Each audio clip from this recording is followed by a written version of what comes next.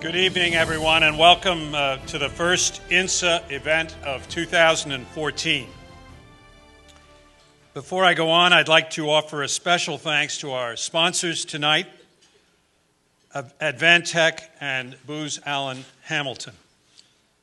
I would also like to thank General Dynamics for their sponsorship of our board reception and Eagle Ray for their registration sponsorship. Without these kinds of sponsorships, we couldn't do our work.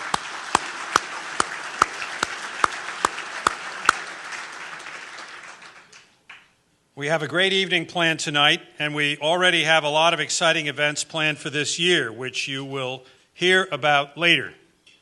Our guest of honor tonight is Director of the National Counterterrorism Center, Matt Olsen. Matt will speak to us momentarily. After dinner, Karen Wagner, chairwoman of the INSA Homeland Security Intelligence Council and former Undersecretary for Intelligence Analysis at the Department of Homeland Security, will moderate a panel discussion. Joining Matt for this panel discussion will be Andrew McCabe, Executive Assistant Director at the National Security Branch of the FBI, and Edward Davis, former police commissioner for Boston.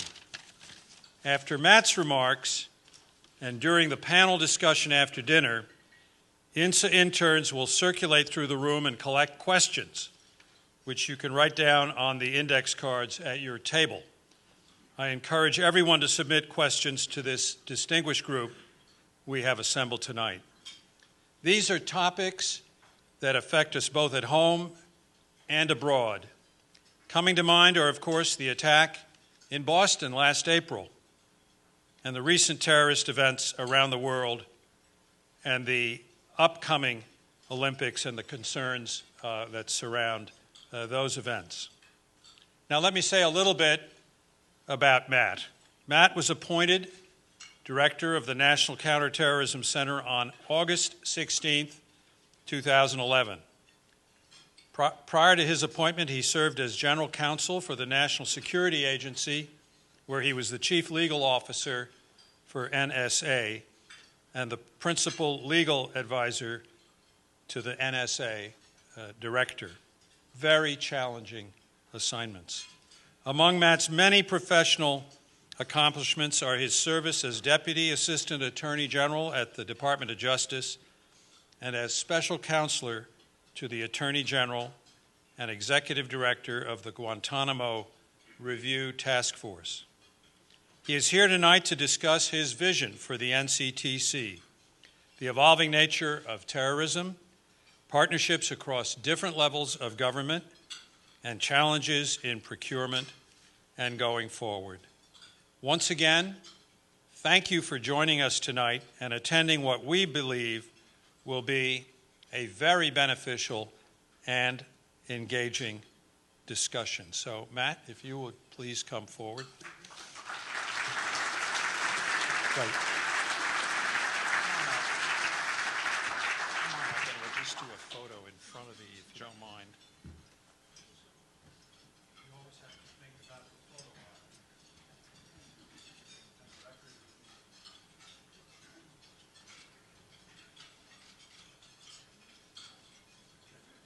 Great, thanks. Thanks very much. All right. Well, thank you very much, Ambassador Negroponte. I really appreciate that introduction, and thank you to Ambassador Trani, Chuck Alsup, my friend, and the rest of the Intelligence and National Security Alliance for inviting me here tonight.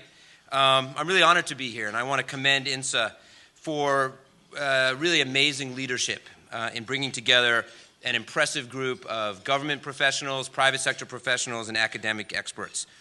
So I know that INSA has its roots in the Security Affairs Support Association, and that used to consist primarily of NSA employees. And as you know from what Ambassador Negroponte just said, I used to work at NSA, so I feel quite at home among INSA. I must say that although I haven't had a chance to actually have any food yet, it looks like it's better than the NSA cafeteria by a fair bit. Although I have to say I had really missed the way my favorite NSA cafeteria worker used to always call me Hun. I thought that was one of my favorite parts about working there. I'm also actually, very pleased to be here with my colleagues, Andy McCabe and Karen Wagner and Commissioner Davis, for this panel after dinner. When I saw that lineup, I have to say I thought maybe my staff had mixed this up with a congressional hearing, given that lineup. But I'm much happier to be here. And as I noted, and it seems like INSA really is going to make me work for this dinner. So if you wouldn't mind just leaving my salad there that I haven't had a chance, that would be great. All right, so I want to talk a little bit about the challenges that we face at NCTC and really across the counterterrorism community when it comes to intelligence and technology. And I want to focus my comments on technology. In short, I would put the challenge like this. Given that we face a diverse and complex and evolving threat, and I'm going to talk about that threat, given that threat, how do we make sure that we are collecting and exploiting the relevant information and the massive amounts of relevant information that is available to us to stop the next attack? And in thinking about this challenge, really a technological challenge, I have to admit that my own experience with technology is a somewhat mixed one. And the pivotal moment in that relationship came about 6 years ago when my daughter Elizabeth was 14 years old. She wanted to have her own MySpace page, as she told me at the time. It shows how long ago it was. She wanted MySpace. Apparently all of her friends had it. She was going to be left out. She had to have it. And at the time I was a prosecutor at DOJ, so I sat her down and soberly went through with her the reasons that I was concerned about the dangers of being online, the perils of putting your information out online. And I thought that she had listened to me until one night I was on our computer, and she was only 14. She hadn't learned how to cover her tracks. And I noticed that despite my direction to the contrary, she had signed up for MySpace. Yeah. So I sat her down that night, full of righteous parental indignation, and I explained to her, you have really disappointed me. You've signed up contrary to my explicit direction. And in fact, the exact problem that I was so concerned about, the exact problems that I had told you about was apparent because I had seen that some creepy 20-something-year-old man had become her first friend. And this was exactly the problem. This guy had become her first friend, some stranger. And she looked at me, as only a teenage girl can do, and she rolled her eyes, and she said, "Dad, that's Tom Anderson. He founded MySpace. He's everybody's first friend." So, needless to say, my legs were completely cut from underneath me. I lost the moral high ground. I lost the technological high ground. I've never regained either of those, at home anyway. So let me shift gears and talk about work, where I'm much more comfortable and on more sure footing.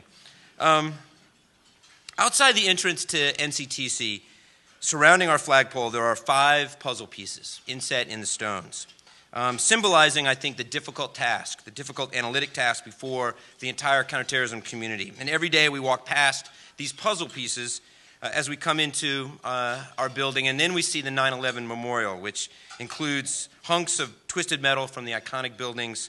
It was commissioned by my predecessor, Mike Leiter, and it serves as a stark reminder of what happens if we're not able to piece these puzzles together. I do think that this puzzle piece in front of our building is a good analogy for what we do every day at NCTC.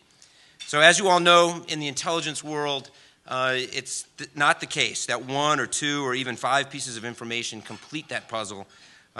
We are often looking for more pieces. We're often looking for pieces that determine what's relevant, what's credible, what's not relevant. And what really complicates things for us is that those pieces are mixed in with, a pile of potentially unrelated pieces of information, human intelligence, signals intelligence, open source intelligence, that may or may not relate to the threat streams we're tracking. And at NCTC, we literally receive thousands of intelligence reports every day relating to counterterrorism that we have to sort through. And then there are also, of course, critical pieces of information that we'll never get, pieces of the puzzle we don't have and we're not going to get despite our best effort, and those unknowables are growing.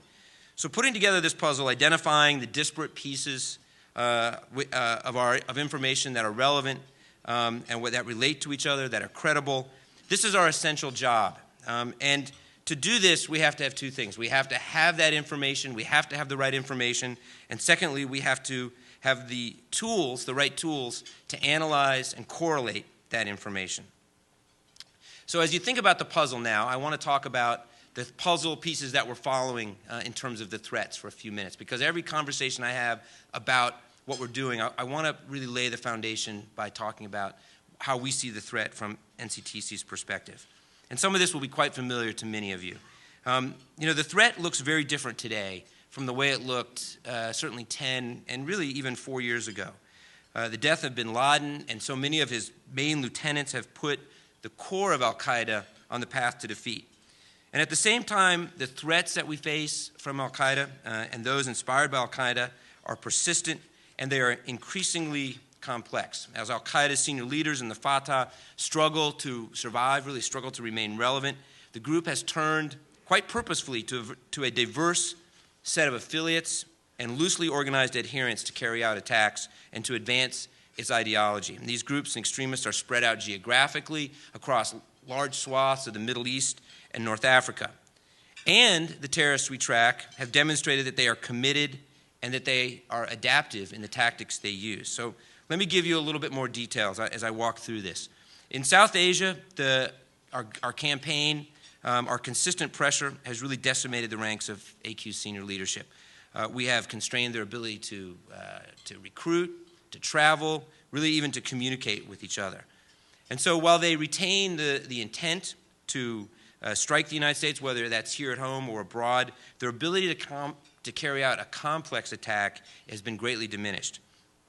At the same time, al-Qaeda senior leadership remains the ideological vanguard of a global movement. And that movement is growing in both complexity and in terms of its geographic spread. Al-Qaeda can look to several affiliated groups. These include AQAP in Yemen, Al-Qaeda in Iraq, Al-Shabaab, al-Nusra in Syria. In particular, Al-Qaeda in Iraq has recast itself as the Islamic State of Iraq and the Levant, or ISIL, and is a sign of its regional ambitions, as well as, at the same time, picking up the pace of its attack to a rate we haven't seen in a number of years. Al-Shabaab has demonstrated a persistent capability to carry out attacks in Somalia and in East Africa, with the attack at the Westgate Mall in Nairobi providing a really stark example of that group's resilience. And then AQAP remains the group that we think is the most dedicated to carrying out an attack against us here at home, while at the same time conducting a barrage of attacks particularly in Sana'a and around Yemen. And in fact, 3 times in the past few years, the group has tried to take down an airliner bound for the United States. So beyond these affiliates, beyond these official affiliates, loose groups, loose networks of extremists and individuals who are aligned with al-Qaeda's ideology threaten our people and our interests. These tend to be multifaceted, sometimes blurring the lines between a terrorist group or an insurgent group and even criminal gangs. So it's a diverse threat. Now, looking at the map, unrest and instability, especially in the Middle East and in North Africa, have allowed terrorist groups and networks of extremists to find footholds and to gain ground. As Peter Bergen recently noted in a piece, al-Qaeda-inspired groups have expanded their geographic presence in the Arab world to unprecedented levels. Across vast expanses of territory, again, where some of you may have business interests and business ventures, terrorist groups and individual adherents are taking full advantage of the permissive security environments that exist as a result of power vacuums in Africa and the Levant, particularly in places where they have easy access to weapons and where borders are porous.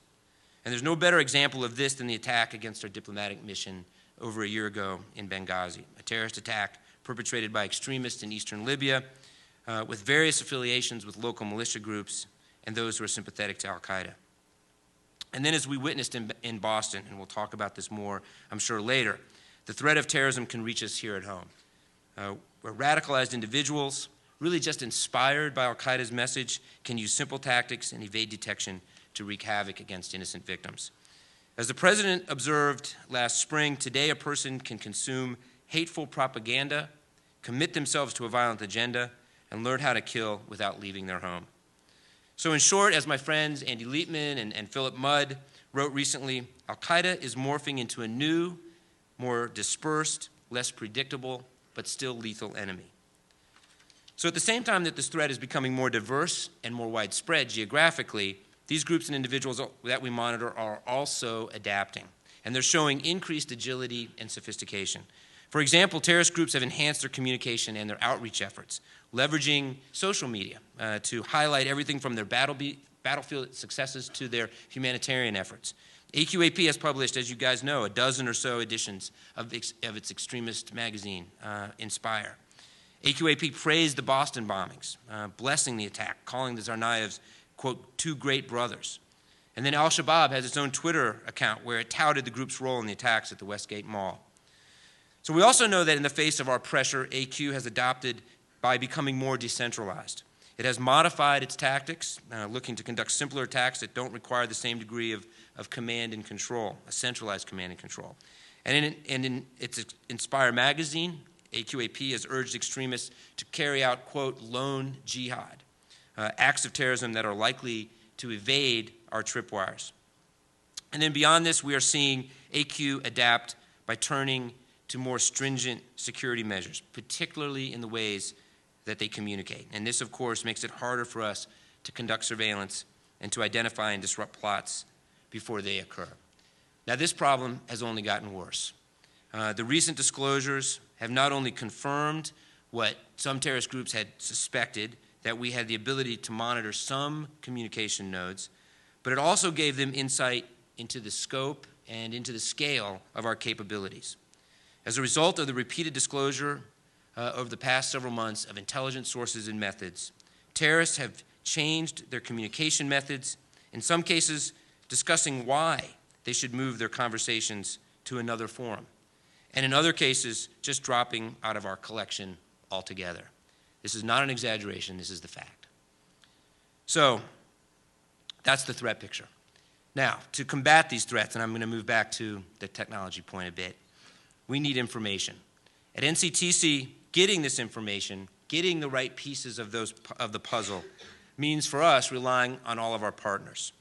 These are our partners within the intelligence community, represented by many of you here, at the state and local level, and from very capable foreign services around the world.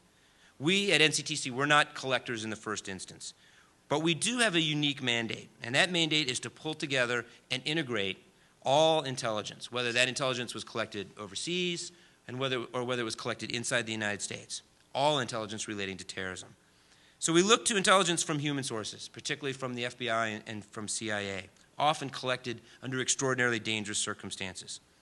We also depend on the full range of signals intelligence collection, primarily from NSA. No organization like it in the world. The fact is, terrorists use our communications infrastructure to radicalize others, to recruit operatives, and to plot attacks. Our security depends on NSA's ability to conduct surveillance on these targets. And we rely increasingly on open sources of foreign information, including social media, that can often provide real-time insights into breaking events.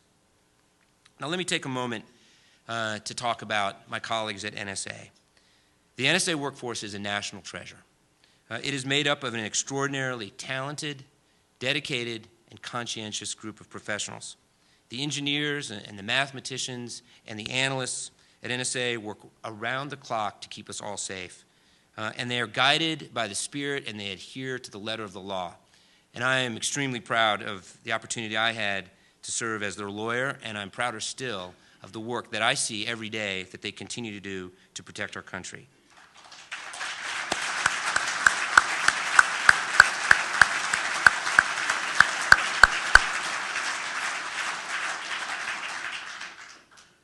And in the course of the ongoing debate that we are having about surveillance, I think that we all appreciate the words of the President's Review Group, that our national security, quote, depends on the continued capacity of NSA to collect essential information.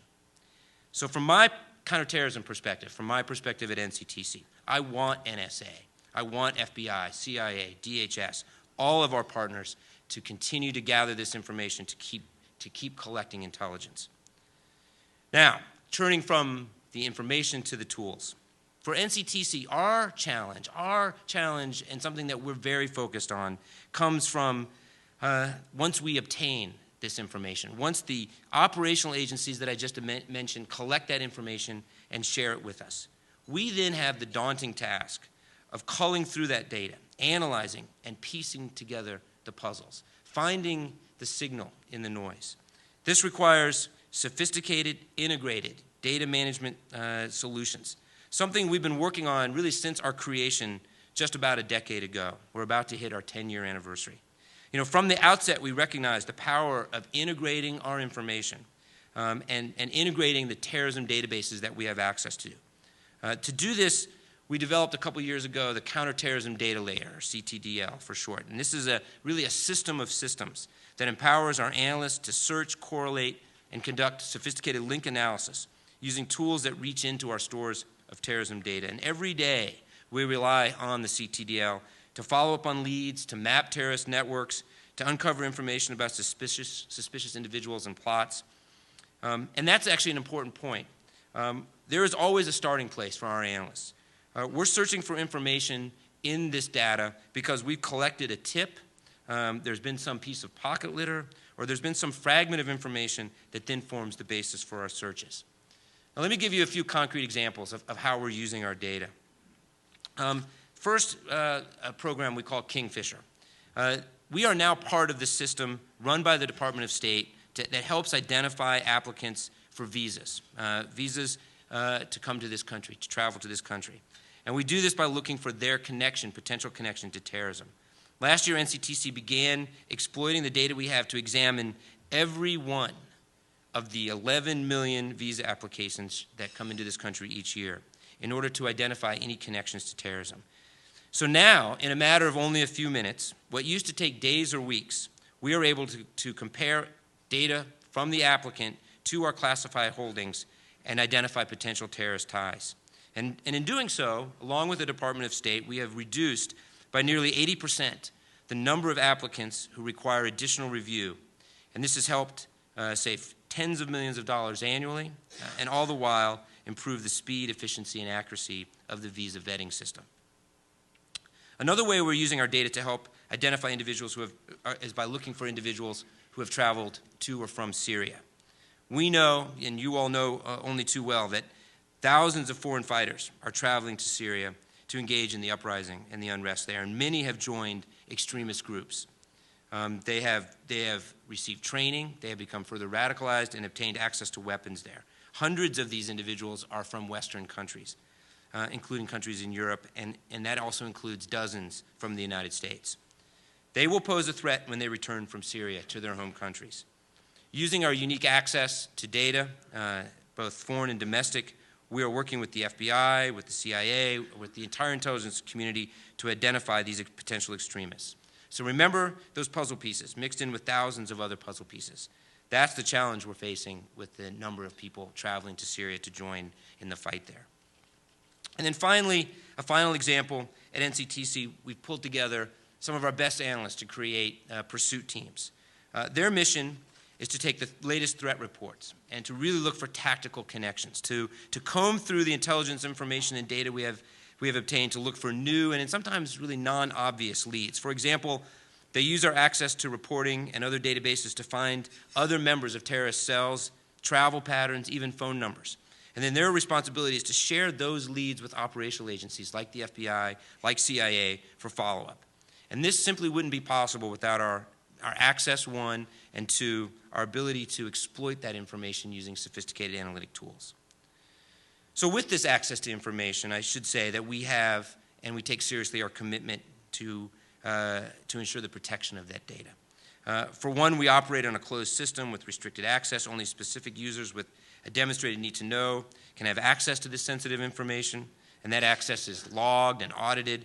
We are also subject to oversight by the executive branch, by Congress, and everyone, myself included, has taken hours and hours of training to ensure that we understand the rules and policies that are designed to protect privacy and civil liberties. And in short, we have a range of measures and sophisticated processes, including some innovative technological solution to safeguard data and to protect the privacy and civil liberties of Americans. Now let me turn in the last few minutes to talk about just a couple of the challenges that we face going forward. I mean, first, just from a very practical fiscal perspective, we have to be smart about what we are doing when we seek to obtain access to information. The federal government is tightening its belts, the intelligence community is no exception, and IT investments are not cheap. Ingesting data into our counterterrorism data layer that I talked about is expensive, and that doesn't really even include maintenance costs. And even if the data contains terrorism information, we still ask ourselves that cost-benefit question, are there more cost-effective ways of accessing that data that will meet our mission needs? We have an inherent incentive to be smart about the data sets that we actually access. The more data we have, the more potential distraction, the more noise we introduce into the system, that makes it harder for us to determine which pieces of that puzzle go together. Another challenge, obviously very much in the news, is promoting transparency. We do need to be more open about what we're doing when we can be. On our own initiative, NCTC posted information on our website, nctc.gov, about the guidelines that we've recently adopted for handling data. We've engaged with civil liberties and privacy groups and with faith-based community groups to explain what we're doing with this data and why. And I welcome this dialogue. I think it's healthy. Fundamentally, while much of our work is secret, and it has to be, our responsibility is to perform our mission on behalf of the American people, and we have to remember that. We recognize that we must always, every day, earn the trust and confidence of the American public, and we do this by demonstrating that we adhere to the rule of law and we adhere to our founding values and how we handle sensitive information and in all aspects of our work. So, for you, where do you come in, particularly those of you in industry and in academia?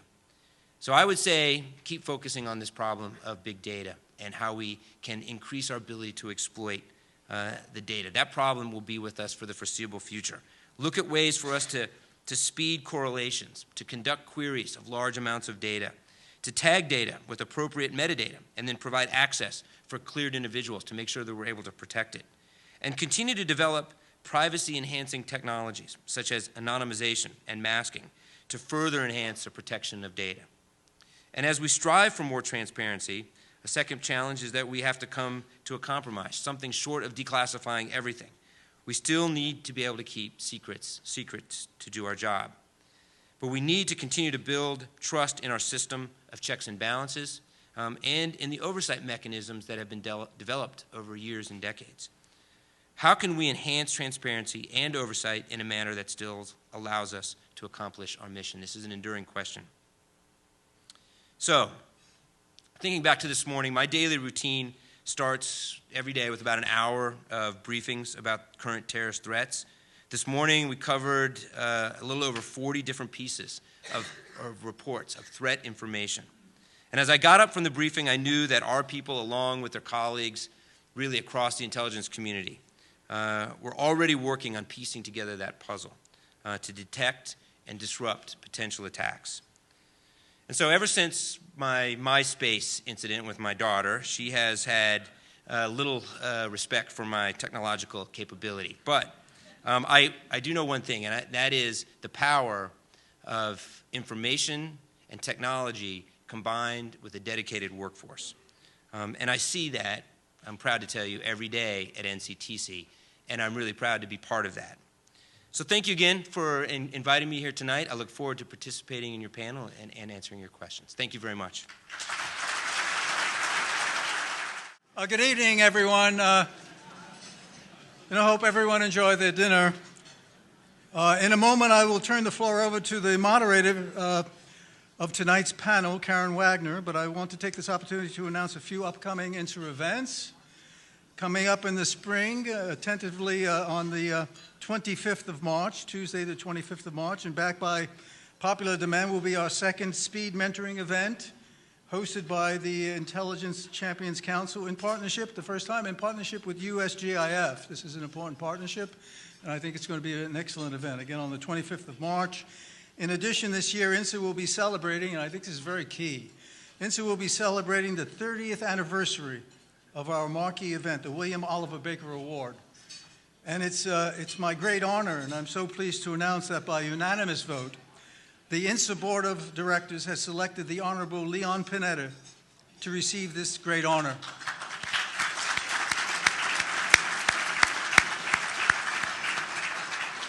Ambassador Negroponte and Secretary Panetta spoke earlier this afternoon, and Secretary Panetta said he was honored and had very high regard for INSA and its work. And I want to quote Ambassador Negroponte.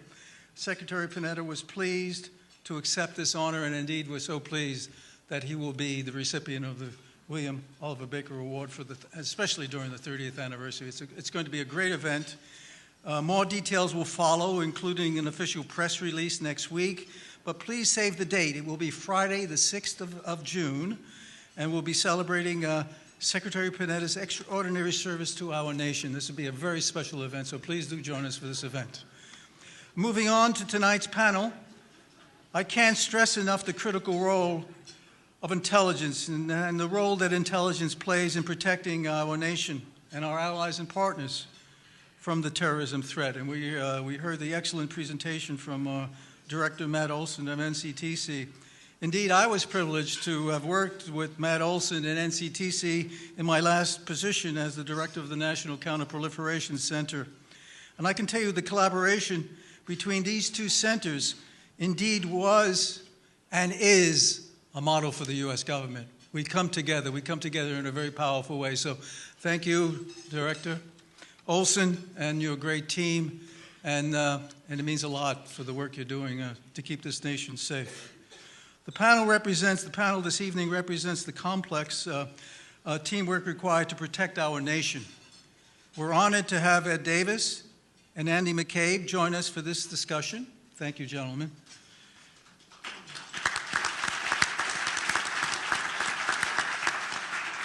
And now it's my distinct honor to introduce Karen Wagner. Karen and I go back a number of years. Karen has over 33 years of experience in the business of intelligence. She served as the Undersecretary for Intelligence and Analysis at the Department of Homeland Security, as the Budget Director for the HPSI, as the first CFO for the newly established ODNI, with our Ambassador John Negroponte, and as Deputy Director for Analysis and Production at the Defense Intelligence Agency. What a rich career, and we're so honored to have you here this evening, Karen.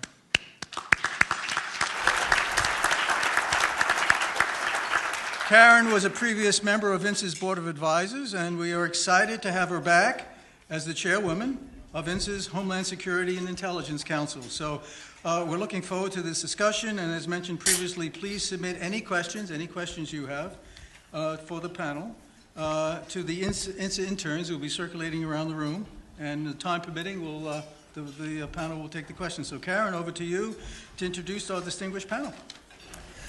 Okay, thank you very much. Can everybody, will the folks in the very back raise your hands if you can hear me? Oh, good, that's wonderful. Okay, well, I'm honored to be here tonight with such a distinguished panel, and I think they've already been introduced 3 times, so I don't know that I need to introduce them again. And I've already got a few questions from the audience, so I think this promises to be a very interesting evening. And I was a little nervous about the size of the crowd, but now that I'm here, I realize I know about 90% of you, so I'm really getting old, but it makes it a lot less daunting to be in a room full of friends and colleagues. And so I hope I'll be able to do you justice in getting these guys to give us some really thought-provoking answers. So, and as is so frequently the case when you're a moderator, Matt answered many of my initial questions, so I'm going to try to give them a little twist and add a few that I've come up with, and then get into the ones that are going to be coming in from the audience. So first I wanted to start off with a question that's more focused on NCTC, but it'll be interesting to get a view from the head of NCTC and from others looking at NCTC from outside. I was watching a recent bipartisan Policy Center panel discussion with Michael Allen, Mike Leiter, and Phil Zellico, and they were talking about intelligence reform, the Intelligence Reform and Terrorism Prevention Act, 10 years later, and what it did and did not accomplish. And one of the things that they seemed to believe was that one of the signal successes, maybe the signal success of that act, was the creation of NCTC. So one of the questions I wanted to ask, since NCTC has grown and changed a lot since those early days, was from your various vantage points, do we have NCTC about right now in terms of size, composition, and legal mandate and the relationships that it has developed with its partners, both state and local levels. So I'll obviously let Matt take that one first and then ask you gentlemen to comment. Well, that's a real softball, isn't it? I mean, and anything I say is going to sound extremely self-serving as I say all these positive things. But look, I think this is our 10-year anniversary this year, and we really have, in the last couple of years, we've sort of stabilized as an organization. So I think we probably have gotten it about right, both in terms of our mission and how we go about carrying it out. Sort of the two key pieces that I like to talk about NCTC. One was bringing people together from around the community. We're about half made up of detailees, and then the other is bringing information together in one place. And that was really the key insight of Congress and the 9/11 Commission that set up NCTC. But the first, those 10 years were not all fun and games, so that, to be honest, there were clearly bureaucratic battles, policy battles that had to be waged to arrive at where we are now. I was actually at FBI when NCTC was created, serving as special counsel to Director Mueller, and just as a sign of sort of the FBI's commitment to the success of NCTC at the time, this was 2004, 2005, really 2005, he sent Art Cummings, who was one of the rising stars within the FBI, who later became the executive assistant director, as the first deputy director of NCTC. And then you have people like John Brennan, who was really, at the time, the first person who really ran NCTC, now obviously CIA director. So between the people, the leadership that's gone before me, and the way we carry out our mission, I think that we have got it about right. I mean, that doesn't mean that we're obviously not perfect in everything we're doing, but as an institution, I think there was a lot of foresight in what the 9/11 Commission and Congress did in setting it up. Okay, Andy? I'm just shocked that you didn't take advantage of this opportunity to request a doubling your budget. It's just unbelievable. But members of congressional staffers are here, right? too. So, I think it's actually a great question. I see NCTC both as a partner and from the perspective of a consumer. I think this is probably better down there. Can you still hear me in the back? Good. We, as Matt mentioned, we've been linked up with NCTC since the very beginning. I think we probably have a complement of somewhere in the neighborhood of about 50 detailees over as full-time folks on the complement. So it's absolutely essential that we've been able to evolve towards the place that we are now, which is totally integrated. We rely on NCTC, as you all do, for product, right, and for first-rate analytical assessments on all of the issues that we're tracking day to day. And of course, we're consumers of the products that Matt's team produces for the White House and for other places. But we also have kind of a day-to-day, more operationally essential relationship.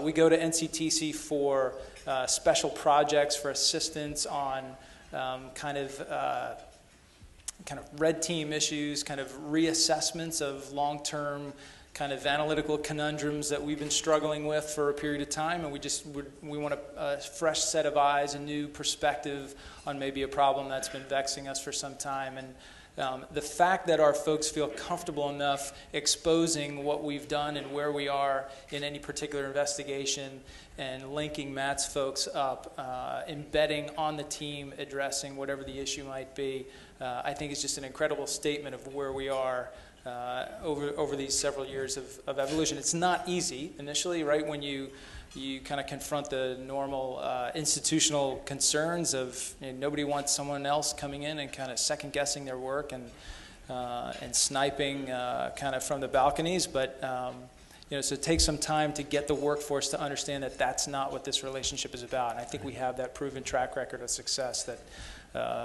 folks are convinced. So it works incredibly well.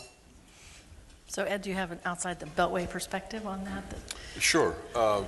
Luckily, we have had one of our head lieutenants, a very good lieutenant, Tim Conley, who has been assigned to NCTC for about 5 of those 10 years. And 5 of the 7 years that I was the commissioner in Boston, Tim was down there and kept us fully informed, and that link was critical to our understanding the threat. The NCTC was put together by legislation that evolved from the 9/11 attack and the report that came out. The threat has evolved since then, and I think the NCTC has evolved with it, and we're very happy with the products that we've received from them.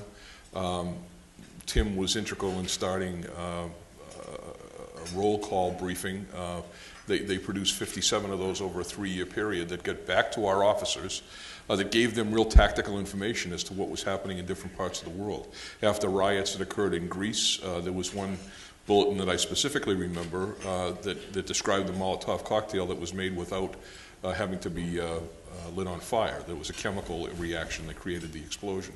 Those are the kind of things that police officers on the street need to know when you're dealing with the Occupy movement. Thankfully, it never manifested itself, but they were prepared for that. Okay, great, thank you. I know, Matt, that you talked in your remarks very thoroughly about how you view the threat, and I wanted to have a couple of follow-up discussions on that, but before I do that, I just wanted to offer Andy or Ed any additional comments or thoughts or perspectives they might have on how they've seen the threat evolve before we get into the, what we're going to do about it questions. Well, from my perspective, it's evolved from what started out as an international threat that really, as a police officer back before 9/11, you had this vague sense that there was an intelligence agency out there, listening to everything, and NSA was going to take care of that stuff, and if anybody had bad plans for the country, that there was a federal agency that could stop it and monitor it, stop it, and intervene. After 9/11, it became more local, but it was still driven from overseas, and you still had that sense that there was somebody out there that would be working on this issue overseas and here. That it wasn't that the local police weren't involved in it. Since that time, since the creation of the fusion centers and the NCTC and the other devices that have been put in place to manage this threat, local police have become more involved in it. And the threat has evolved now from one of international driven to more ideological and the possibility of people here in this country being radicalized in their own little apartments on the internet. And so as that threat evolves, the role of the local police becomes more significant in preventing what can happen. And I think that we're all dealing with that evolving threat and our response to that. Andy? Yeah, I totally agree, Chief. And with your comments earlier, Matt, without certainly no need to kind of restate that ground, but I think the one theme that you hit that is most significant for us is the fractured nature of the threat that we face now. It's hard to imagine that we look back on those days in 2004, 5, 6 as kind of the good old days of us versus core AQ, and that was 80% of what you needed to really stay focused on in that kind of binary equation. And now, of course, it's, as Matt described eloquently earlier this evening, it is far more diverse. And I think the instrumentality of that of the threat has evolved to a place that's simply harder to detect. There's no question that the threat of homegrown extremists is one that challenges us. There are elements that kind of avoid our more traditional SIGINT collection postures and challenge our ability to kind of stay current with developing technology, with emerging technology, with the ability to track issues through the massive reams of open source information that are available to everyone, and of course to confront and somehow counter that narrative that's constantly presented through some very effective propaganda tools that are widely available on the internet. So it's a very different environment in which we try to mitigate the threat to the country today. So it's a challenge, but fortunately our approaches have evolved as well. So we try to stay one step ahead of it. So kind of a two-part then follow-up to that is that a lot of what we did in the wake of 9/11 was geared towards the kind of attack that we received on 9/11, and that sort of focused, overseas, planned, and directed, multi-part kind of attack. So the question is, are there any things that we have built up in response to that type of threat that we need to be sort of looking at tweaking now? Part one. And part two, I think there seems to be a clear consensus that the way the threat is morphed is we're looking at more smaller, homegrown, less overseas connections, harder to detect. So that puts the premium on, as Ed said, that cooperation and communication with local law enforcement and the role they can play. So the question is, how effective are we at doing that now? And particularly in light of recent events, what should we be working on as a community to try to make sure that we can tailor our responses to that threat now? So I guess I can kick off. I mean, there's, in some ways, I think, kind of answered your first question with your second. You know, I think, I mean, look, yeah, we've done a really very good job in going after core Al-Qaeda, and what Andy said and you said, Ed, I mean, as much as the threat is more diverse and fractured and decentralized and changing, it's also not necessarily the case that it's more significant in terms of the threat inside the United States of a complex attack. So, you know, that threat has gone down, but that still means that because of the nature of the threat today, there is more pressure on our, all aspects of our national power, particularly germane to this group on our intelligence collection. And there's a lot more pressure on our ability, when you think about the geographic spread of the threat, to do a better job of intelligence collection. The point you made second, I think, and you touched on this as well, Ed, I mean, I think we need to look inside the United States, and we need to figure out how we're going to marshal the extraordinary resources that are available at the state and local level. When you imagine, the number of 2 million first responders across the United States, if you include police officers and firefighters, how do you marshal the expertise and the eyes and ears of them appropriately to help us ferret out the next homegrown extremist? I think that's a more daunting, but it's still a challenge, but it's an imperative I think we have to follow up on. Okay, I'll let everyone talk, and then I got to follow up to that. So. Sure. So just a couple things. I think in response to your first question, I think that the principles of the 9/11 Commission report are the most valuable pieces that we take forward in this fight. And those principles that specifically guided us towards interoperability, towards shared communications, shared intelligence, taking down those walls that we referred to earlier in the evening when we had this conversation. Those are the basic tenets that give us the freedom to match the evolution of this threat. There's no question, as things get tougher, the price of failing to communicate and share intelligence among the IC members, from the intel and law enforcement communities, between the federal and local law enforcement communities, that will truly challenge us. The second thing that I'd point out is we periodically get reminded that we have to constantly challenge our assumptions. I mean, there are numerous examples of this. Mansour Ababsiar challenged our assumptions about the threat from Iran and whether or not Quds Force would actually make an attempt to strike us here in the homeland. The Mumbai attackers challenged our assumptions about LT and whether or not they were a regional force or a force that was capable of striking out internationally. Again and again, Faisal Shahzad hits us in Times Square, challenges our preconceived notions about TTP and their ability or intent to strike us in the homeland. So we've had enough reminders. We have to constantly step back from our well-developed and well-analyzed understanding of the threat and realize that things could change on us in substantial ways at a moment's notice. So it's with that understanding that we need to we need to add that understanding to our reevaluation of our current collection postures and our assessment of the interest and the effort that we need to maintain in our ability to collect against this threat going forward. Okay.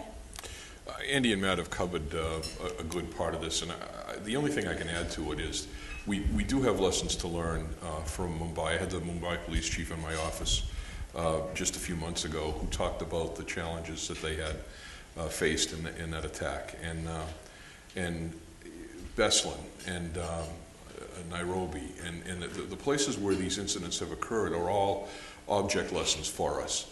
But the thing that really bothers me are the lessons that are playing out in Sandy Hook and in Colorado in the theater, and the effect that just a couple of guys with rifles had in the D.C. area back some time ago. Those are the kind of threats that I fear, that keep me up at night, and that was one of the prep questions that I had. And just to answer that, I mean, the truth of the matter is, we have people who can be radicalized here individually or together as a small group, and we have access to very powerful firearms that are very difficult to deal with from the local police level, and that kind of combination of threats that we've seen overseas, but also the incidents that have occurred here in the country, should put people on edge. This is a very real situation, and I think in all of the conversations about transparency and privacy, the assessment is slightly skewed as to the threat. Well, it's an interesting perspective because obviously, coming from where you do, you're in a all threats, all hazards environment, and the dividing line between those kinds of attacks and terrorism, what meets the definition of terrorism, is because you're tied to, my understanding at NCTC is terrorists with a foreign nexus, although that can be defined fairly broadly. The Bureau obviously is looking at law enforcement across the range, domestic terrorism, international terrorism, and the kind of attacks you refer to. So we don't have necessarily the same jurisdictions looking at these problems, but does that cause any issues in your minds in terms of how we share information, what information we share, whether we know from the beginning what something is or isn't? Just kind of keying off of Ed's comments. So I believe that the models that we've put in place are set up to work as they should, and we have to continually tweak them. I was in October of 2001. A small group of police chiefs met with Director Mueller at FBI headquarters, and he committed that he would open the JTTFs and that we would be full partners in this fight, and that's exactly what happened over the intervening years. There was incredible openness in the Bureau, and we were invited in, and we were part of the team. And I think that a combination of the JTTFs, the NCTC, and some of the other, even the National Operations Center, where we have people, the flow of information that occurs when you have somebody assigned here, both when something's happening across the world and we're preparing for it in Boston, and when something happens in Boston and we're able to pump information down here to DC directly and quickly and accurately, makes all the difference in the world. We ran these guys down in 102 hours, and we could not have done that if it wasn't for the work that was done with the FBI and the Boston Police and the state police in the 10 years since 9/11. Well, Andy mentioned something that we were discussing earlier, sort of the wall that used to exist or was perceived to exist between intelligence and law enforcement. And in the wake of 9/11, that was one of the issues that was addressed by the Patriot Act and other pieces of legislation to try to make sure that we weren't hampering ourselves by preventing the exchange of information that would be meaningful on either side of that wall. So my question to you all is do you think the wall has really come down? Or are there remnants of that wall still out there? And if so, what do you think they are? And are they appropriate, or should we still be trying to make some effort to improve that situation? I'll start with you. Yeah, I think the short answer is that the wall really has come down. The wall was an artifice created that wasn't legally required. It wasn't good policy. It really prevented and you probably know this better than I, Andy, but it really prevented FBI agents who worked on the intelligence and now security side from talking to their counterparts on the law enforcement side, and it was a false distinction. And it was ill-conceived and wasn't necessary. And the folks in the 9/11 Commission, as well as others who looked at it and after 9/11, decided to take it down. And there are manifestations of that all around town, whether it's the, what the Bureau, how the Bureau is structured now, at the Department of Justice with the creation of the National Security Division. In some ways even DHS, I think, is an example of that. And that's and NCTC. So that wall definitely has come down. The recognition is that when we have a matter in the United States involving terrorism, that's also a criminal matter. We're going to bring all tools to bear to disrupt that plot and bring the perpetrators to justice. I think the last thing I'll say is that the danger is that we will, in the current climate, rebuild bricks, of that wall, and that I think there is some risk that the pendulum will swing too far the other way. It remains to be seen, but I think it's something to be on guard about. Okay, so you think it's really down? I think it's down. Okay. Andy, any? Couldn't agree more. Okay. It's definitely down for the moment, and it's that elimination of the wall was a fundamental tenet in the evolution of my organization and our ability to kind of take on that full-fledged partner role in the intelligence community, which is a role that we fortunately have today and I think acquit ourselves of in ways that are really incredible compared to the way we functioned 10, 12 years ago. But I agree with Matt. I mean, I think we have to remember those fundamental principles of the 9/11 Commission and that are enshrined in the report. And it's exactly that effort mandating this climate of cooperation and interoperability that's put us in the position to be successful. We have been successful over the last 10 years, thank God. So we've got to keep that in mind as we go forward and reevaluate and consider placing restrictions on our ability to work with our own data, to share data across agencies. Okay. Okay, here's where I go off the rails.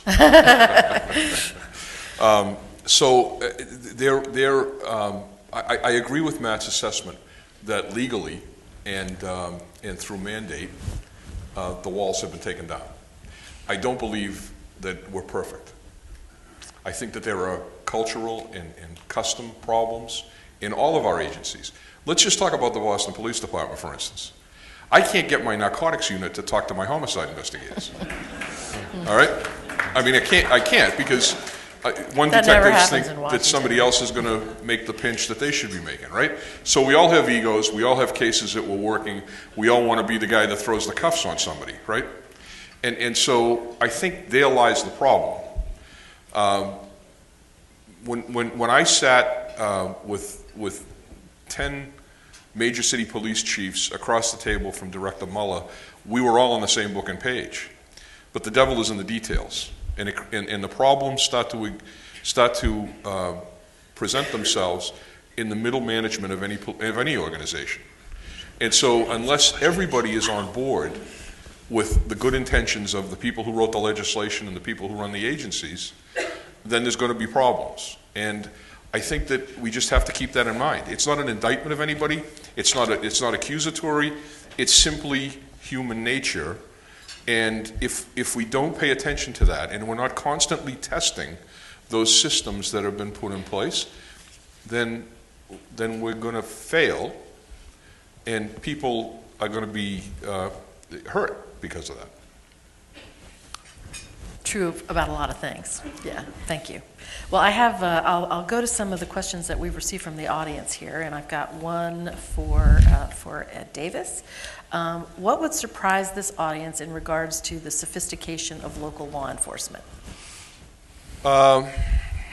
Okay, one of the reasons that I was not overwhelmed by my arrival at that bombing scene was that in 2005 I sat with Commissioner Ian Blair from the Metropolitan Police in his conference room just after the two bombings, and he laid out in detail how the London Metropolitan Police put that case together.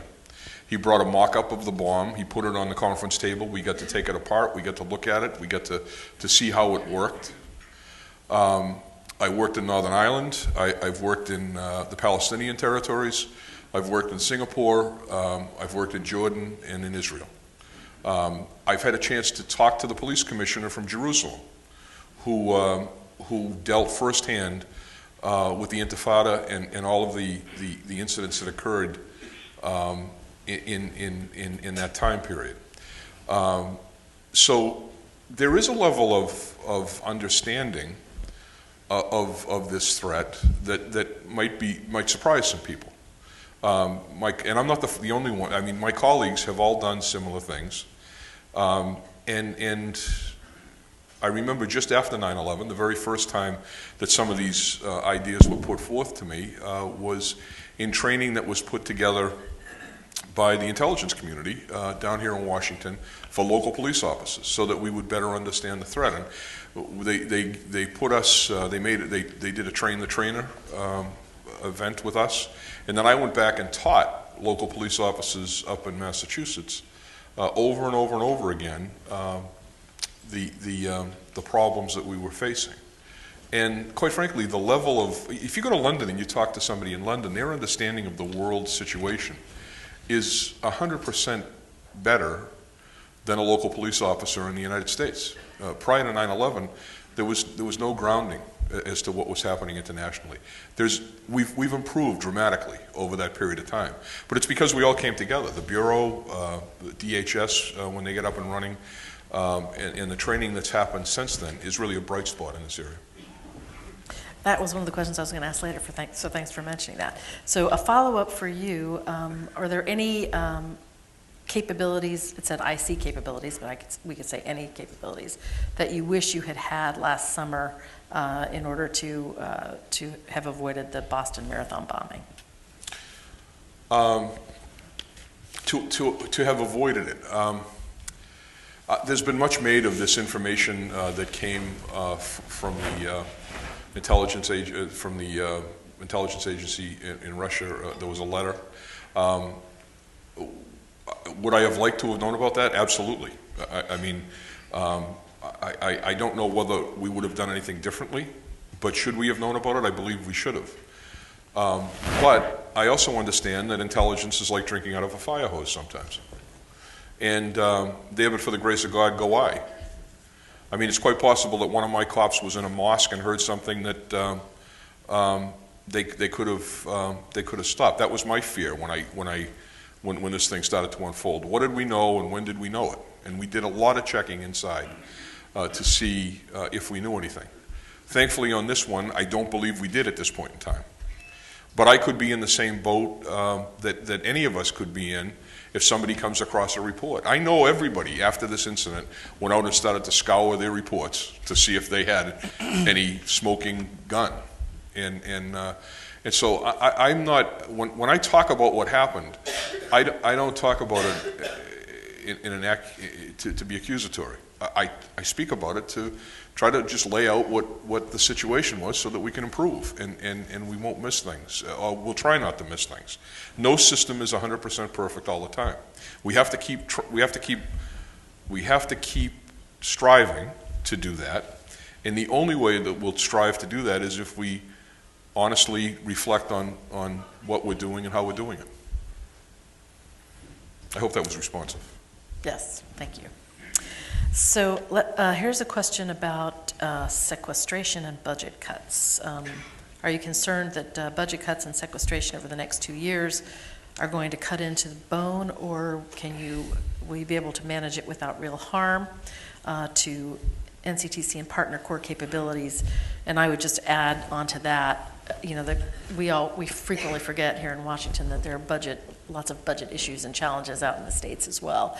And if you could talk to trends in that area, that would be great. So I'll let Matt start. I'll be brief because I think Andy, you may have more to say even. I mean, it's been hard, and we've, especially the first year, last year, we were able to sort of manage without, I think, cutting into core capabilities. I think our assessment was that if we had to go through another year of sequester and going forward, it was really going to undermine our capabilities. I think right now we're somewhat hopeful about the prospects for the next fiscal year. But I think from my understanding, we didn't have to furlough anyone as a result of the sequester. We were able to find savings in a way that protected the government workforce. But we also, we're not investing in our future in the way that a smart private sector company would. We're taking away from IT development, something that, obviously I talked about tonight, because that's a place that we can take money away, but we're not investing in our future the way we should because of the budget, the budget crunch. Yeah, so no question, sequestration hurts and will cut to the bone and into our core capabilities. I think, obviously there's a lot of work going on with the budget right now, so I can't really speak to where that stands at the moment, but if you look backward over the last year and a half, and the process that we've gone through internally to address the sequestration cuts, there's no question, it hurts. We've, through that process, lost, I think we were on schedule to lose 3,000 positions. Haven't hired a single person in the last year and a half. Completely shut down the doors, eliminated all non-essential training, which is the vast majority. So as Matt said, you can't sustain that level of lack of investment, particularly in your workforce and then in infrastructure as well. So it's, you are robbing the future to pay the bills of today. And of course, our greatest effort was in trying to avoid being in a situation where we'd have to furlough. We have been able to do that so far, and with any luck, we'll be successful doing that going forward, depending on how the current situation resolves. But under the previous kind of sequestration impact, there's no question. It's a massive, massive impact on our agency, and one that I think probably most folks don't appreciate to the degree that we were facing. So if I could just follow up for a moment, there was for a while a tendency, understandable tendency, to protect the CT-related elements of the agency. Some people thought to the real detriment of other bureau missions. Is that still going on, or would you say you're sharing the pain a little more equitably now? Well, I was the assistant director of our counterterrorism division when we went through that process, so I can confirm for you we were on the chopping block with everybody else. There is no doubt. I felt like I had the distinction of presiding over CT during the greatest decline in our resources and revenues, as it were. But CT is still our number one priority, and preventing an attack against the homeland is our number one priority. It was under Director Mueller, it still is, and will be under Director Comey.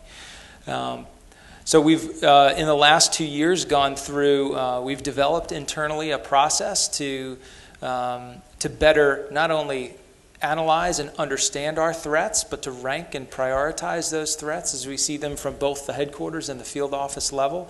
And we've developed, I think, a much more highly evolved system in which to have that conversation about what our threats are. So while CT still remains a top priority for us, there's no doubt that it was suffering under sequestration like everybody else did. But we have to, you have to allocate the resources you have according to priority, and we did and will continue to do that. Okay, thank you. If I could ask you to sort of speak for other major city chiefs, perhaps, to the extent that you know what they're going through, that would be great. Sure. Sequestration has dramatically affected our grant situation. And back in 93, 94, during the Clinton administration, we started to rely heavily on grants. The COPS office was created. We were putting large operations on the backs of grants that were being renewed. And then when we ran into trouble in the last few years, we were required to pick those positions up. Unlike most of my colleagues, Boston was in a pretty good position financially, and there were no layoffs as a result of it. But I'm relatively unique in that area. It has adversely affected policing in this country, and the cuts continue to this day. And people don't see it coming back. So there's a new reality when it comes to what we can do and how long we can sustain the different operations that we have. Okay, great. Okay, we have, can you discuss how the Snowden issue has affected our relationship with Russia on counterterrorism cooperation. I didn't write it, I just read it. No. Okay, then I'm we'll kidding. move on.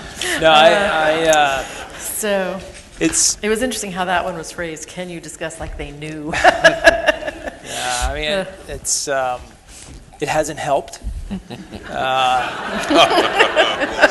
So that's been tough.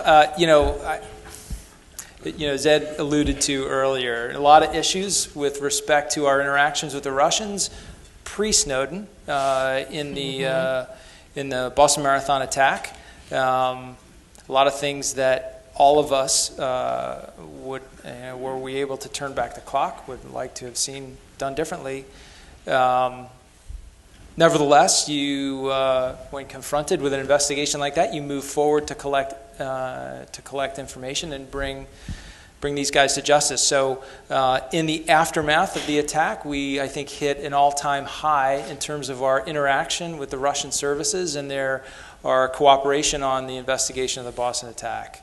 The situation that developed with Mr. Snowden certainly didn't continue that upward trend.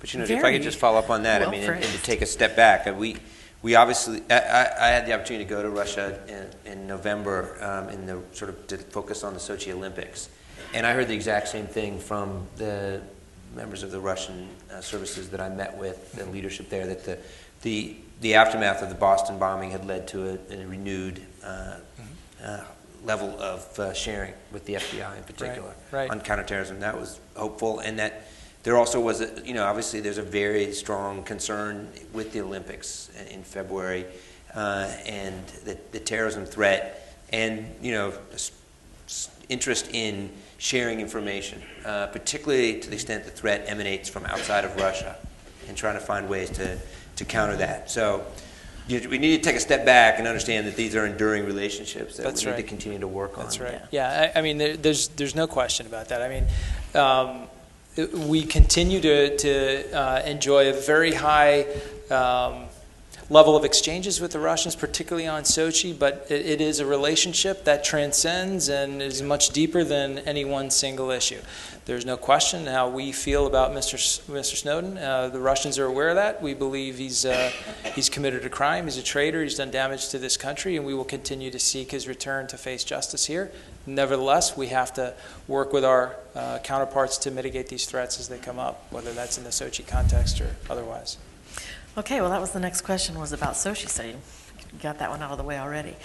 Here's one. In light of the fact that first responders are coming in contact with possible terrorist activity, what is the community doing to declassify information so that information may be used by local law enforcement first responders? And I'm sorry there's no one here from DHS to talk to that as well. We did try.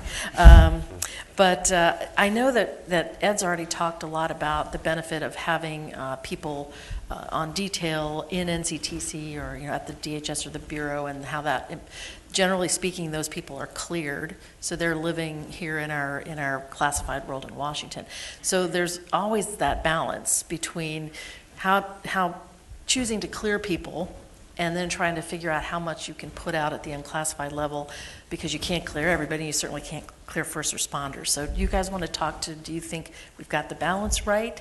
And perhaps Ed could talk from his perspective about what, since I know that you were cleared, what you knew was classified and what you were able to share more broadly with the people in Boston. In fact, why don't you start and then we'll with the other guys. Sure.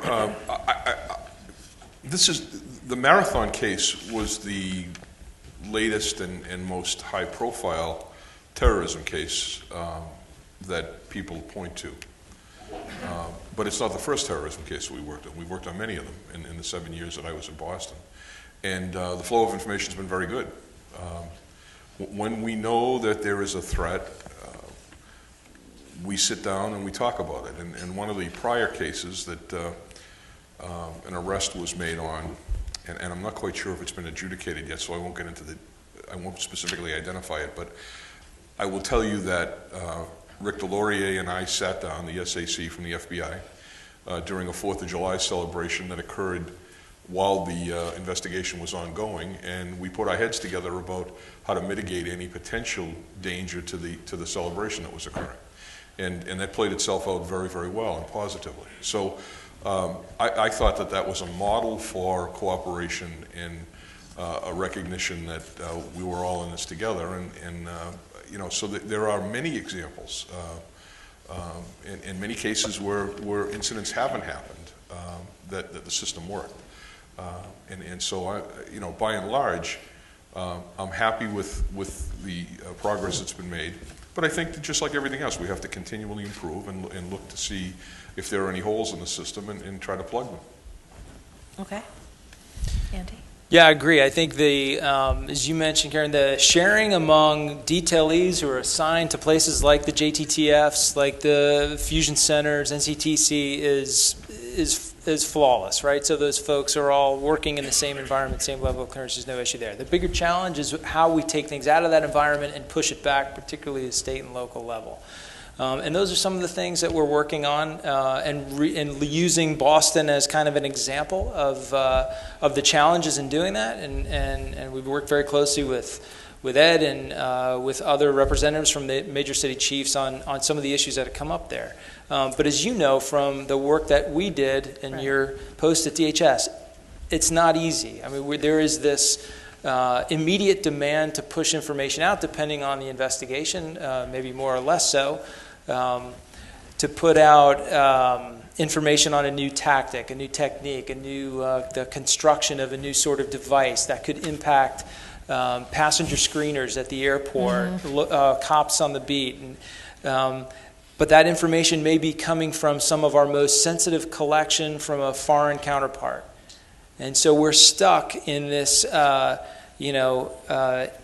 this dilemma between affording that foreign counterpart who has given us that intelligence the level of protection that they demand to be able to keep those relationships alive, and pushing the information out to our first responders to put them in a position to actually use that intel to help folks. You know how hard we struggled with each one of those joint intelligence bulletins that we put out following really now every arrest that we do. And each one of them ends up in some, used to be more so a bit of a food fight and trying to figure out exactly what you can put in those things and what you can push out. And then we have our partners frustrated at the time it takes us to do that. So we continue to look at those situations and to work on those processes. We know it needs to get out quicker. But we have to be responsible stewards of that information as well. So I don't know if that answers the question, but it's kind of where we are.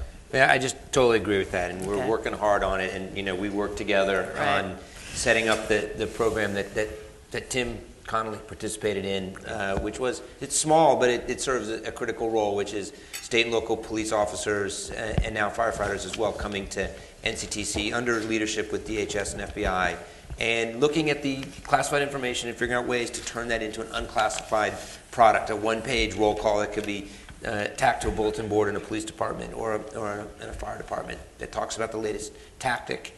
And I think with some imagination we can take, it's true, some of this is really sensitive information, but at the level it's needed for state and local firefighters and police officers, we need to be imaginative about how we can turn that into a useful document that doesn't jeopardize that information. So I'm going to ask one more question, and then I'll offer you all the opportunity to say anything that you didn't get the opportunity to say that you want everyone to hear. So the White House published a strategy for empowering local partners to prevent violent extremism in the U.S. that includes adapting successful law enforcement models for this purpose and promoting engagement with local communities and stakeholders. I'd like you guys to talk to how you participate in that, what they call countering violent extremism effort, and what you think we, the community, should be doing more or better to basically have the American public sort of part of the team in a way that's legal and appropriate. So I'll start with you. So this is, I think, a huge challenge for us within the IC and with sort of the counterterrorism community broadly. But there's a lot of good news here in terms of the work that's being done at DHS and FBI and the Department of Justice and at NCTC, where we've really taken on ourselves to implement the White House's strategy on countering violent extremism. Tomorrow, in fact, Mike Rollins and I were talking about the fact that our leadership will all be together at NCTC along with leaders of the Muslim American community from around the country, talking about how we can counter the subject matter for tomorrow's meeting, how to counter Al-Qaeda's message. And this is really to hear what they have to say. And it's not easy for us as a government to have this conversation. This is not something we're used to doing. It's certainly not something the intelligence community per se is used to doing. It's a new role for us. But as you look at the sort of continuum of activities that we undertake to defeat Al-Qaeda, on one end we have our most aggressive, what we're doing in places like Yemen, and this is on the other end. But for a long-term strategy, it's absolutely critical that we figure out how to engage with communities in the United States, how to counter that message, how to train police officers to look for signs of radicalization, and those are all pillars of that strategy that we're working on together. Yeah, I totally agree. For us, it's first and foremost putting our field offices in a position to do exactly what Matt has just described, to work closely with state and local officials to build those bridges into the community that'll put us in a position to be finally in receive mode, right? To build those sorts of relationships that the community feels it can rely on to pass along indicators of radicalization, issues of concern to them, because for too long we've been at odds with some of the communities most affected by extremism. Internally, and particularly more from the headquarters perspective, we are uniquely positioned and have access to unique sets of data that might be instructive to us in ways that we didn't previously look at them. So to go back across our disrupted, arrested population of extremist subjects and try to constantly rechew that data to determine where to develop better indicators of radicalization, to develop a better understanding for that process of radicalization and mobilization towards violent action. And we've done that with some of our strategic analytical groups and put together, published what I think are very enlightening studies and analytical product on those effects. I think they've been helpful throughout the community. Now, as Matt mentioned, it is a tough position for us to be in. I mean, particularly as a law enforcement agency with arrest authority, the agency together with our partners responsible for putting people in jail for behavior and acts. It's hard to put us in the position of messaging in terms of what people should or shouldn't think. That is a very sensitive area for us to wade into. So while I don't know that I see our FBI role quite as strong in the kind of counter-messaging part of this challenge, definitely a legitimate area that the USG needs to invest resources and attention to. That may not be the sweet spot for the FBI, but there are certainly areas in which I think we can contribute uniquely to this effort. Okay. I think actually that's where the British model, just to go off what Andy just finished saying, that's where the British model has us, where the MI5 doesn't do the enforcement part of it. It brings up a whole bunch of issues that they don't have to deal with. So I think as this threat morphs into a domestic and not a foreign threat, we have to think about that issue. But to go back to the question. I really believe that we've done a lot in the last 10 years in changing what we do and how we do it. The President's directive, the White House publication, is essentially a community policing approach to terrorism investigations. And I really believe that we might be overthinking the terrorism threat a little bit. I think if we address it from a counter-espionage foundation, and we start to think about it like that, it overcomplicates it, and we may want to rethink that. This is more, in my mind, it's more a direct criminal threat, the type of investigations that we did with DEA in the 80s and 90s, where there was a foreign nexus to the to the importation of drugs, but the problems were occurring here in our communities, and so the local police played a really important role in that, and I see that same kind of a corollary with the terrorism threat, and so I really believe that it's not just about community policing and going into the mosques and making friends with people in the mosques, which is how, I mean, to simplify that publication, that's pretty much what it was about. We have a group in Boston that started right after 9/11 called Bridges, and we would bring members of the Muslim community together. We'd all sit down with them, and we'd have dinner, we'd have coffee, we'd talk.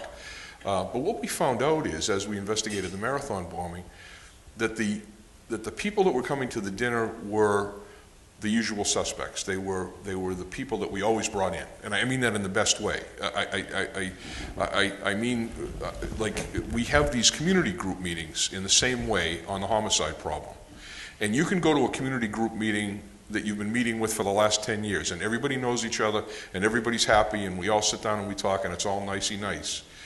But nobody's going into the radical mosque. Nobody is making friends with or trying to do outreach in areas that are troubled because they think, well, we should be, investigating them. But the truth of the matter is that community policing model works. I know it works. It's preventive in nature. And if you are able to develop a personal relationship with people that might not be very friendly to you, and it's hard to do, but it reaps incredible benefits in mutual understanding and in developing a flow of information. I don't mean seeding the mosque with undercover people. I don't like that. I've never done that. But what I mean is a one-on-one conversation among identified law enforcement people who are part of the community, and a recognition that whatever it might be, a mosque, it might be a drug operation, it might be something else, but that human conversation makes all the difference in the world. And it's the foundation of our model of policing in the United States. Well, like so many of these things, it would require an integrated state, local, and federal approach. Right. So, final words? Well, I'll be real brief. I've had the mic a lot tonight, so I'm tempted to say how much I love NSA, because that was the one thing that got some applause. I guess I would say, as I thought about, you had a moment to think about it, was if I look at this group of informed and influential and thoughtful people, to ask you guys to help us in the intelligence community, to the extent you're out now, as a bit of a buffer against the pendulum swings that we're going through now. There was 1 week last summer where I appeared with a bunch of privacy groups and got sort of beat up for all manner of things, NCTC rules, as well as the NSA surveillance. And then the next day went before Congress and sort of got it from the other side for not doing more when we got FSB information. Why didn't we get a FISA? Why didn't we follow the guy? Why didn't everything we could have done? And neither of these positions, these are both on opposite ends of where we want to be as a community. But it makes our job particularly hard when the pendulum is sort of swinging. So you, as an organization and as thoughtful people, have the ability, I think, to help us as a bit of a buffer and a ballast against those pendulum swings. Thanks. Well, first, thank you for this opportunity to address such an esteemed group. It's really been enlightening and great to see you, Matt, when we're not on the Hill, which is always fun. And of course, Chief Davis, to see you again as well. So thanks very much for the opportunity. I would just kind of echo Matt's comments. We understand this is the job that we're in. This is the life that we've chosen. We're kind of still down here in the trenches. You guys can maybe kind of look down and laugh at us from above, from the lofty perches in the private sector. But it's incredibly helpful to have those friendly voices out there in the community, knowledgeable speakers on these issues, folks who bring the level of experience and wisdom in dealing with these issues that you do, to speak out when you feel compelled to do so. We have a hard time doing that. We're in the fight, so everything we say tends to get colored by whatever position we happen to be defending at the moment.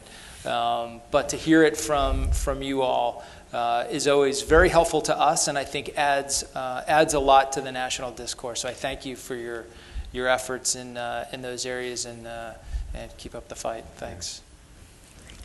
There have been several times in my career when I've had to pinch myself, and this is one of them. What's a local cop doing up here?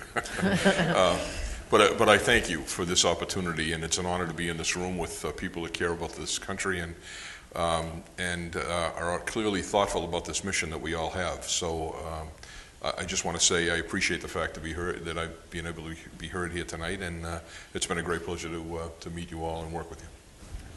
Okay, well, I'd like to thank our panelists for giving of their time and thoughts. And I met Ed for the first time tonight, but they're all great Americans. So.